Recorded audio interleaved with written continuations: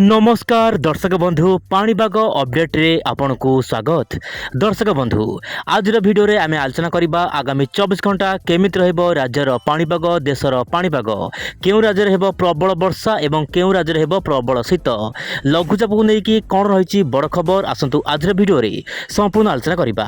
सर्वप्रथम देखिबा satellite image आपन देखंतु उत्तरी भागर जेमिति रहुछि जम्मू काश्मीर पाखरे गोटे पश्चिमा झड़ सक्रिय रहिछि ता सहित ओडिसार उपरी भाग माने बिहार आखपाख अंचल में गोटे घूर्णिबल सृष्टि होती किंतु यह सक्रिय नहीं ता सहित बंगोपसागर में गोटे घूर्णिबल सृष्टि होती आसंता 24 रु 48 घंटा मध्य लघुचाप केन्द्र सृष्टि होवार संभावना रही दक्षिण पश्चिम बंगोपसागर में ता सहित आरब सागर में गोटे घूर्णिबल सक्रिय रही।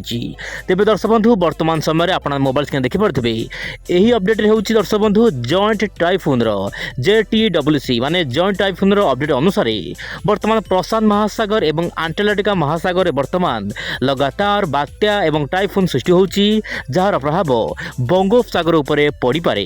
वर्तमान आपण देखंतु प्रशांत महासागर में दुईटी बात्या सक्रिय रही गोटे बात्या आपनकर फिलिपाइन सागर आखपाख अंचल रही ता सहित आउ गोटे साइक्लोन आपनकर जो रही टाइफून ताहा आपनकर केंद्र प्रशांत महासागर रही ताहा सीधा सल्क पश्चिम आड़ को गति करिवो किंतु आपण जानिथिबे पश्चिम आड़ को जतले गति करिवो बंगोपसागर को किसी वायु आसब जहाँपाई कि जहाँ जना पड़ी विभिन्न मॉडल को आधार कले जना पड़ी आपंकर 15 तारिख पर दर्शक बंधु नवेम्बर 15 तारिख पर देशर विभिन्न भाग में सामान्य बदली पारे पाणीपागर स्थिति कौन पर बदल मु कहि बर्तमान तापमात्रा उपर नजर पकेबा। आप देखु कटक तापमात्रा जदि आम आपड़ रुंच कटक सहर में जानतु आगामी 4 दिन मध्य केमित रह कटकर तापमात्रा 5 तारिख मान दर्शक बंधु नवेम्बर 5 तारिख में तापमात्रा प्राय 20 डिग्री रही नवेम्बर 6 रे 21 डिग्री से 7 तारिख में 21 डिग्री और 8 तारिख में 20 डिग्री पाखापाखि तापमात्रा रही सर्वनिम्न तापमात्रा हाल्का फुल्का शीत सकाल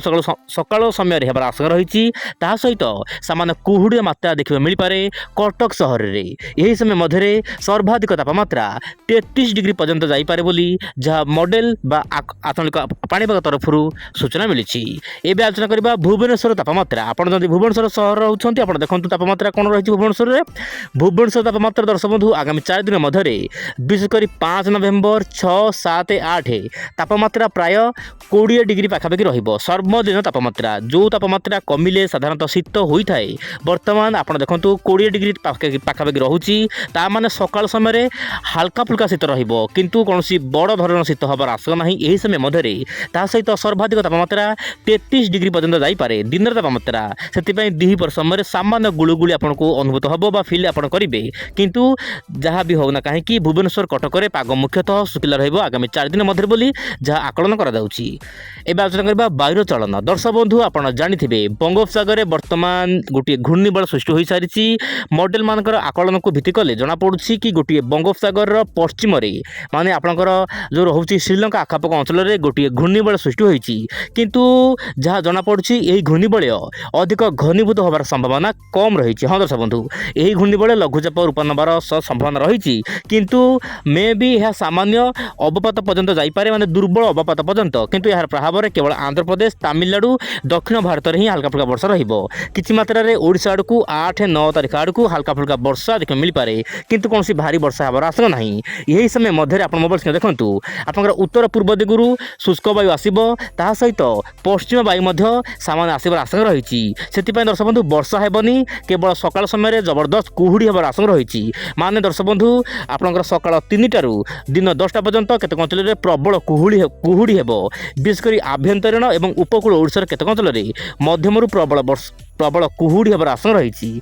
यही समय दर्शक बंधु आप देखिपे उत्तर पूर्व मौसुमी बायु वर्तमान सक्रिय रही जार मिनी मौसुमी यार प्रभाव में दक्षिण भारत में केवल अधिक वर्षा हबार संभावना रही आगामी दिन में। एवं जाना आपंकर सारा देश में केमिति रहबो वर्षार स्थिति सर्वप्रथम आलोचना करबा अंडमान निकोबर द्वीपपुंज अंडमान निकोबर द्वीपपुंज अति प्रबल वर्षा हेब कारण दर्शक बंधु आप जानिथिबे जो दक्षिण पश्चिम बंगोपसागर में घूर्णिबल सृष्टि होती यार प्रभाव अंडमान निकोबर द्वीपपुंज पड़ुछि ता सहित आप देखिए जदि ओडिशा पश्चिमबंग यार आखपाख अंचल पाग मुख्यतः शुखिला रहिबो झारखंड छत्तीसगढ़ में पाग संपूर्ण शुखिला रहिबो किंतु बिहार उत्तर भाग में दर्शक बंधु बिहार उत्तर भाग में हल्का फुल्का वर्षा देखा मिल पारे उत्तर पूर्व राज्य आसाम मणिपुर गुवाहाटी मिजोराम यही सब राज्य मान हल्का फुल्का वर्षा रही ରହିପାରେ।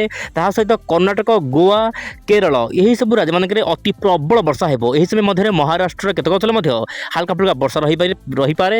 ଏହା ସହିତ ଉତ୍ତର ପଶ୍ଚିମ ଭାରତରେ ପାଗ ମୁଖ୍ୟତଃ ଶୁଖିଲା ରହିବ। କେବଳ ଉତ୍ତରପ୍ରଦେଶର କେତେକ ଅଞ୍ଚଳରେ, ବିଶେଷ କରି ଉତ୍ତରପ୍ରଦେଶର ଉତ୍ତର ଭାଗରେ ଅଧିକ ବର୍ଷା ହେବାର ସମ୍ଭାବନା ରହିଛି ଆଗାମୀ 24 ଘଣ୍ଟା ମଧ୍ୟରେ।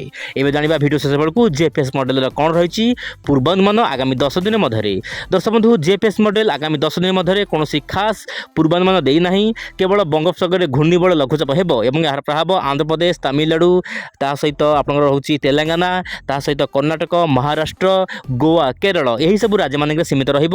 କିନ୍ତୁ ଏହି ସମୟ ମଧ୍ୟରେ ମାନେ ଆପଣଙ୍କର ନଭେମ୍ବର 8 ତାରିଖ ସୁଦ୍ଧା ଗୋଟିଏ ପଶ୍ଚିମ ଝଡ଼ ଆସିପାରେ। ଆପଣ ମୋବାଇଲ ସ୍କ୍ରିନ୍ ଦେଖନ୍ତୁ, ଏହାର ପ୍ରଭାବରେ ଜାମ୍ମୁ କାଶ୍ମୀର, ବିଲିସ୍ତାନ ଏହାର ଆଖପାଖ ଅଞ୍ଚଳରେ ହାଲକା ଫୁଲକା ବର୍ଷା ରହିବ। ତାହା ସହିତ ଉତ୍ତରପ୍ରଦେଶର କେତେକ ଅଞ୍ଚଳରେ ମଧ୍ୟମରୁ ପ୍ରବଳ ବର୍ଷା ଦେଖିବାକୁ ମିଳିପାରେ। କିନ୍ତୁ ମେଜର ବର୍ଷା ଆପଣଙ୍କ ଦକ୍ଷିଣ ଭାରତରେ ଲଗାତାର ଜାରି ରହିବ। ତାହା ସହିତ ଶ୍ରୀଲଙ୍କାରେ ମଧ୍ୟ ପ୍ରବଳ ମାତ୍ରାରେ ବର୍ଷା ଆଗାମୀ ଦିନ ଜାରି ରହିବ, କାରଣ ଏହି ସମୟ ମଧ୍ୟରେ ଉତ୍ତର ପୂର୍ବ ମୌସୁମୀ ବାୟୁ ସକ୍ରିୟ ରହିବ, ଯାହା ପାଇଁ କି ଦକ୍ଷିଣ ଭାରତରେ ସ୍ପେଶାଲି ବର୍ଷା ରହିବ। ବାକି ସମସ୍ତ ଦେଶର ବିଭିନ୍ନ ରାଜ୍ୟରେ ପାଗ ମୁଖ୍ୟତଃ ଶୁଖିଲା ରହିବ। ଓଡ଼ିଶାରେ ମଧ୍ୟ ପାଗ ଶୁଖିଲା ରହିବ। ତେବେ ଏହିଭଳି ପାଣିପାଗ ଅପଡେଟ୍ ପାଇଁ ଆପଣ ନିଶ୍ଚୟ ପରେ ୱିଣ୍ଡୋ ଚ୍ୟାନେଲକୁ ସବସ୍କ୍ରାଇବ୍ କରନ୍ତୁ। ତେବେ ଇଏ ଥିଲା ପାଣିପାଗ ସ୍ଥିତି ଆଗାମୀ ଦିନରେ କେମିତି ରହିବ। ମୁଁ ପୁଣି ଆସିବି ଆସନ୍ତାକାଲି ଆଉ ଏକ ନୂଆ ଅପଡେଟ୍କୁ ସାଥେ ଧରି। ବିଦାୟ ଦିଅନ୍ତୁ। ନମସ୍କାର, ଜୟ ଜଗନ୍ନାଥ ଦର୍ଶକ ବନ୍ଧୁ।